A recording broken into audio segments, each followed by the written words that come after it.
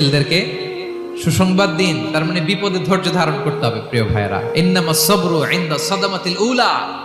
বিপদে আমরা অনেক সময় প্যানিক হয়ে যাই, অস্থির হয়ে যাই, কি করব, হতাশ। না, মুমিনরা হতাশ হয় না, ধৈর্য ধারণ করে। কি করে? কি করে?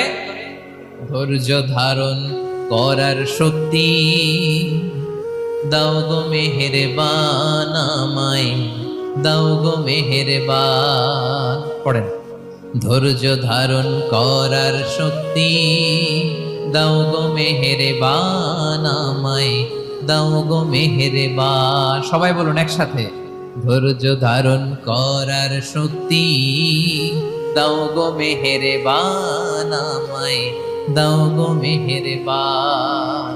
বুকের ভেতর ব্যথার নদী বইছে অবিরা, বইছে